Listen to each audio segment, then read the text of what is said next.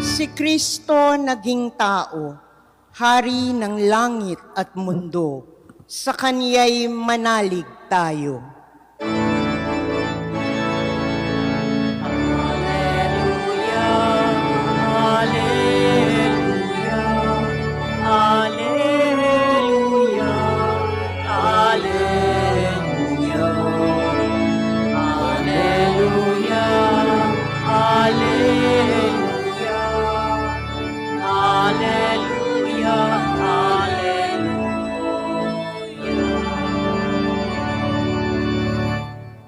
Sumainyo ang Panginoon. At sumaiyo rin. Ang mabuting balita ng Panginoon ayon kay San Marcos. Papuri sa iyo, Panginoon.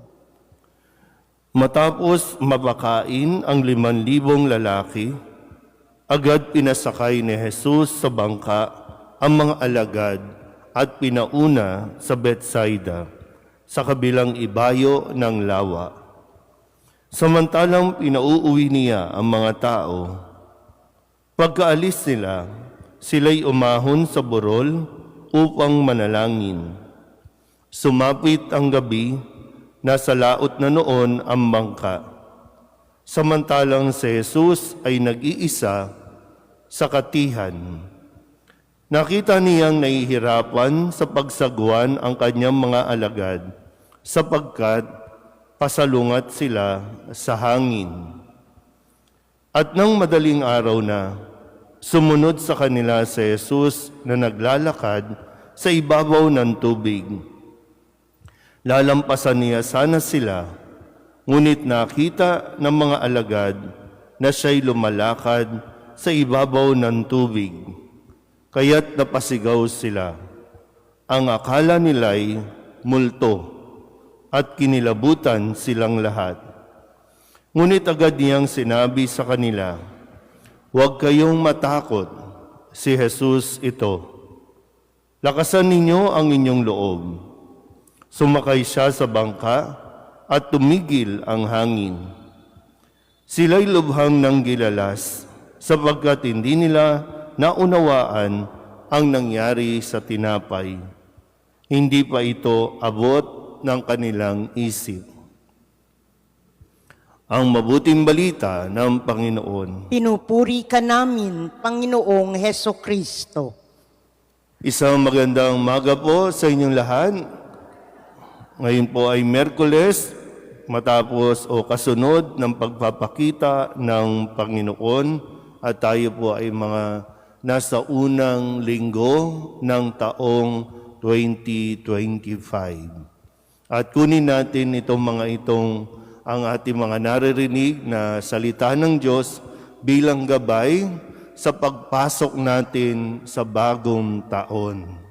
Maganda po yung kwentong ito na matutunan natin kasi nagsisimula pa lang tayo. Wala pa nga tayo sa kalagitnaan. Nagsisimula pa lang tayo para sa taong 2025. At maganda po yung mensahe ni Jesus sa araw na ito, no? Huwag kayong matakot, si Jesus ito. Hindi magiging madali para sa iba, may mga pagdadaanan, may mga magiging problema sa taon 2025. Pero ngayon pa lang, sinasabi na sa atin, huwag tayong matakot, kasama natin si Jesus. Sasamahan tayo ni Jesus. Pero tingnan din natin kung ano ang pwede natin mas matutunan. Kasi dito, sa kwento, matapos nga yung pagpapakain sa 5,000 katao higit pa, itong mga alagad ay inutusan ni Jesus. So pag sinasabing inutusan, mayroong misyon, mayroong ipinapagawa si Jesus. At ang mission lang muna nila ngayon, makatawid sila sa kabilang ibayo. Naintindihan ba? Uy, tulog na. Kailangan lang natin makita kasi, ang pinagagawa sa kanila, tumawid muna sa kabilang ibayo. Doon, panibagong mission yon. Kaya lang, paano mo magagawa yung mission doon? kung dito pa lang hindi ka na makatawid. At ano ang napansin ni Jesus? Nahihirapan sila. Bakit?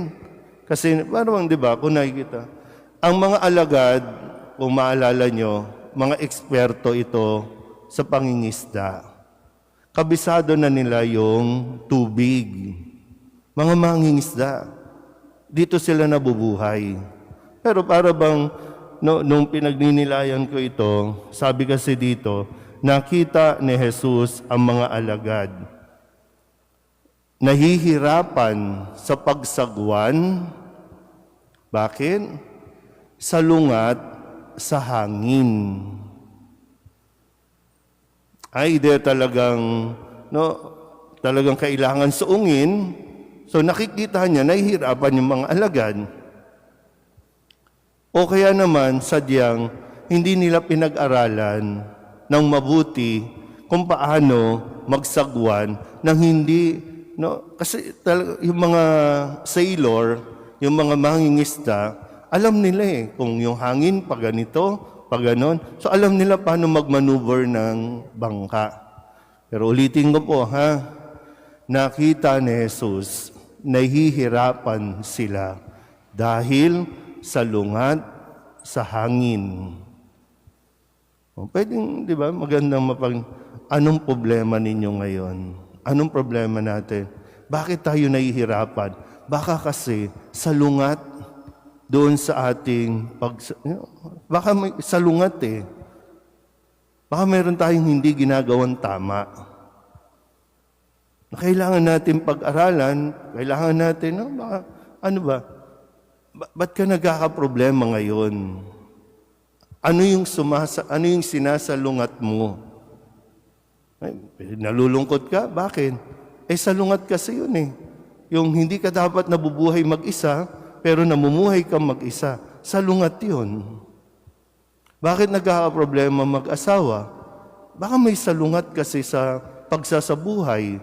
Dapat open kayo, dapat honest kayo, dapat nagtutulungan kayo, kaya lang kanya-kanyang sagwan. Hindi coordinated.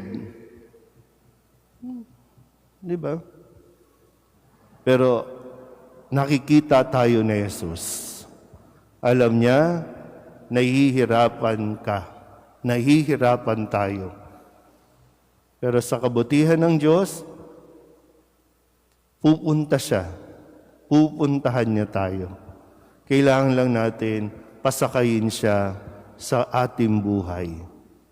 Para nang sa ganon, sabi nga, nang sumakay siya sa kanilang bangka, naging mahinahon ang lahat. Kasi ang Diyos, sa kanyang pag-ibig, kaya niyang patigilin maging ang hangin o hampas ng alon. Kaya muli, huwag tayong matakot, kasama natin si Jesus sa ating gagawing paglalakbay. Amen.